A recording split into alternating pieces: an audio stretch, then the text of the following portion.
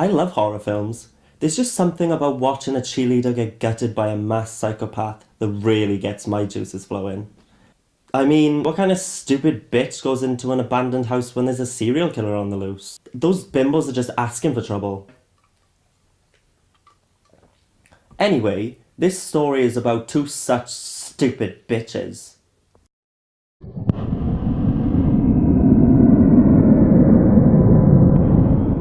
Rachel and Zoe were on a camping trip.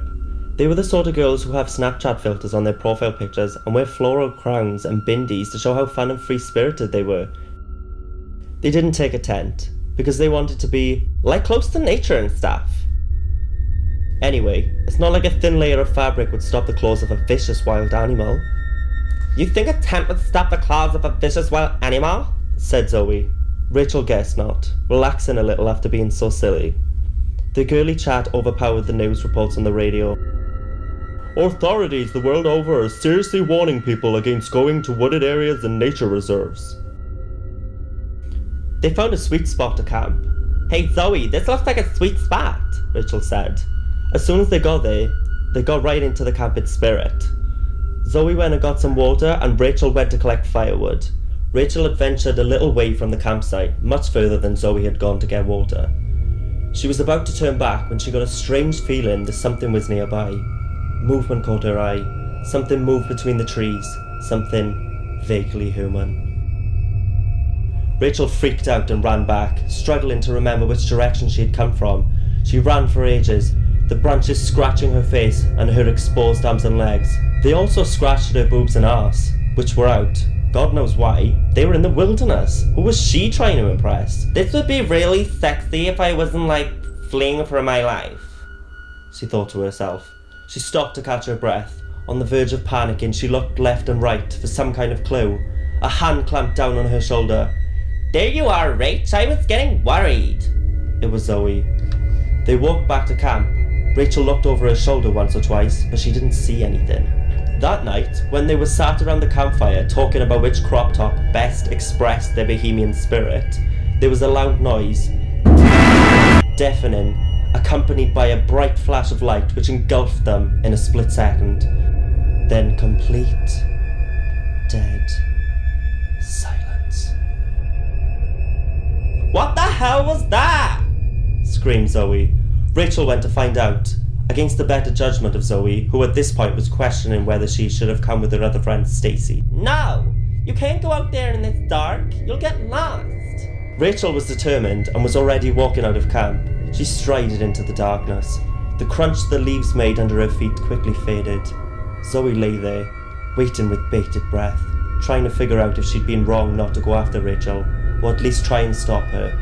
"I should have gone after her, or at least tried to stop her," she said. There was another blinding flash of light. The noise played again. Zoe looked up. A giant 666 was glowing like a scar up in the night sky.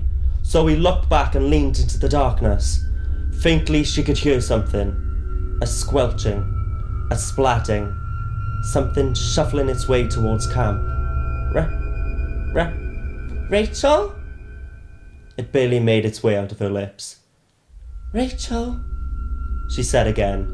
The shuffling, the squelchy, splattering shuffling was getting closer and closer.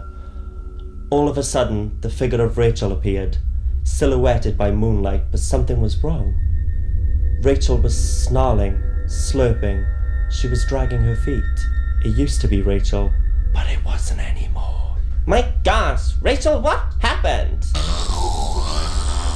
"Rachel, did you bump your head on a log?" It responded. "I think we need to get you to a doctor once we're back," she said. Now you'd think her friend acting so strangely after a peculiar event would ring some alarm bells in Zoe's head, but a combination of wine, fresh air, and general stupidity made her quickly fall into a deep sleep. Not long after Zoe fell asleep, she awoke to discover herself bound in the middle of a sacrificial circle. Rachel was standing at her feet, chanting in some unknown language. "What the hell, Rachel?"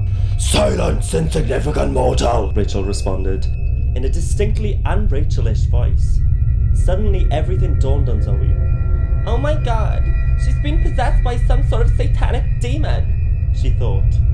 Sadly for Zoe, it was much, much worse than that. Rachel was not possessed by a satanic demon. She was in fact being controlled by the greatest evil in the universe. Satan worshipping aliens from outer space! With no help in sight and a completely hopeless situation, Zoe did the only thing she could. She accepted death. And then she died. What? You expected the two ditzy girls to survive?